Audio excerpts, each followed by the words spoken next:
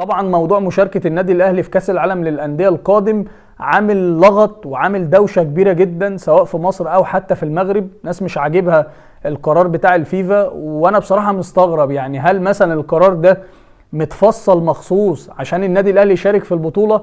طب هل مثلا النادي الاهلي بعت خطاب رسمي للفيفا او للاتحاد الدولي بيقول لهم والنبي لعبوني كاس عالم للانديه؟ الاهلي اتفاجئ زيه زي الناس كلها ان هو يلعب في البطوله بمجرد ما تم اسناد التنظيم للمغرب، زي ما حصل السنه اللي فاتت كده لما البطوله اقيمت في قطر. نادي الدحيل القطري شارك بشكل طبيعي لان هو حاجز لنفسه مقعد اساسي في البطوله لان هو المنظم. لا الدحيل بقى كان بطل دوري الابطال ولا كان حتى بطل اسيا، يعني هو كان بس بطل الدوري. فبالتالي في ظل اعتماد الوداد ان هو فريق مغربي وان هو ايضا بطل النسخة السابقة من دوري الابطال، فانت كده كده مش محتاج لفرقة تاني من المغرب عشان تكون موجودة في كاس العالم. خلي بالكو دي قرارات سابقة وقرارات موجودة اصلا في الاتحاد الدولي وفي الفيفا وتم اعتمادها وتطبيقها في نسخ قبل كده. المشكله الكبيره ان الناس بقى ماسكه في قصه مين الاحق بالمشاركه في كاس العالم، هل الزمالك بطل الدوري المصري ولا الرجاء بطل الدوري المغربي؟ وفي النهايه مفيش اي حاجه اصلا هتحصل والاهلي هو اللي يلعب كاس العالم. وتم الاعتماد بالنسبه للقرار بشكل رسمي من جانب الاتحاد الدولي ومن جانب الفيفا. انما الاهم عندنا اتحاد الكوره ورابطه الانديه المسؤوله عن المسابقات.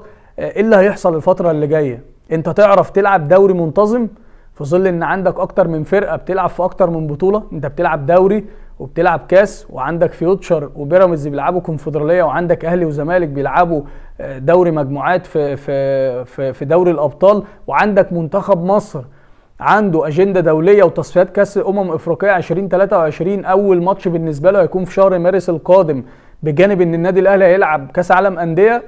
انتم محضرين نفسكم كويس كمسؤولين لحاجه زي كده، ولا الموضوع كان صدمه برضو بالنسبه لكم ولخبط لكم الدنيا ومش عارفين بقى اولكم واخركم ايه، وهنرجع نعيد نفس الازمه ونفس المشاكل ونفس القصص بتاعه المواسم اللي فاتت؟ ان نبص بقى الاهلي بيلعب في كاس العالم فيبقى عنده ماتش في الدوري يقول لك لا اجل لي اصل انا بلعب في اكتر من بطوله، فيتاجل له الماتشات. يروح طالع لك الناحيه الثانيه الزمالك يقول لك لا ماليش دعوه، انت اجلت للاهلي اجل لي انا كمان، ما انا بلعب في دوري الابطال وبلعب في الدوري وعايز احافظ على اللعيبه بتاعتي وعايز احافظ على بطوله الدوري واحقق البطوله للسنه الثالثه على التوالي واوصل لابعد نقطه في دوري الابطال. هتبص تلاقي فيوتشر وبيراميدز يطلعوا برضو في النص يقول لك لا انا بلعب كونفدراليه وانا قريب من المنافسه وكذا وكذا. مين بقى اللي هيتضر في القصه دي؟